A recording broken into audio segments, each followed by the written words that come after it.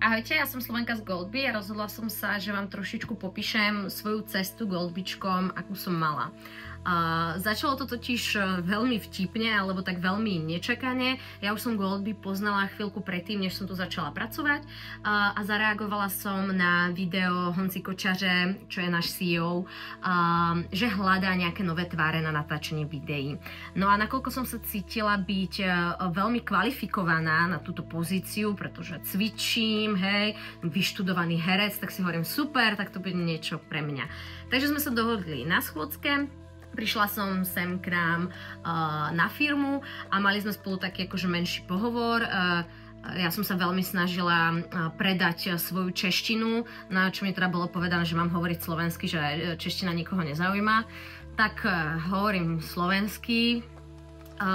No a začali sme teda nejakým spôsobom spolupracovať. Najskôr sme točili viacej reklamné videá, také niečo trošičku viacej komerčné.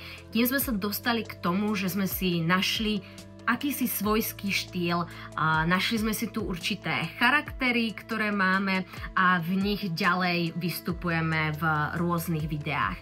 Ako plynul čas, tak sa nám začalo podľa mňa aj pomerne dariť, dostávali sme sa medzi viacej a viacej ľudí, no a s tým samozrejme prišlo to, že sme potrebovali aj nejakých ľudí pribrať, ako na natáčanie videí, tak napríklad na fotenia a podobne. Nakoľko mi samozrejme veľmi záleží na tom, aby firma prosperovala, tak som si povedala, musím proste niekoho dotiahnuť, kto bude dobrý, aby som si spravila dobré očko u šéfa, poznáš to. Tak som nám dohodila Betty. Betty je moja spolužiačka zo strednej školy, poznáme sa veľmi dlho, je to moja hrozne dobrá kamarátka. A začali sme natáčať s ňou a verím tomu, že aj vďaka Betty vás veľa z nás pozná a ja som strašne rada, že som ju sem dotiahla. Plynul čas, už sme tu skoro 3-4 roky, ja minimálne. A chcelo to zase ďalšiu novú tvár, tak som nám sem pritiahla Elenu, čo je tiež moja spolužiačka zo strednej školy, pretože iných ľudí nech spolužiakov nepoznám, lebo nemám moc kamarátov. To je na iné rozprávanie. A dostali sme sa nejak akože do terajšej doby, kde nás asi poznáte najviac. Povedala by som, že už sme celkom vyprofilovaní, každý máme nejaký svoj charakter, v ktorom si ideme, našli sme si svoj štýl humoru, ktorý robíme, našli sme si nejaký koncept, ktorým chceme vystupovať, no a samozrejme pomedzi to nesmie chýbať, že neustále sa snažíme vymýšľať ďalšie a ďalšie produkty, ktoré potom propagujeme. Takže toto bolo nejaké akože moje ľahúčke predstavenie.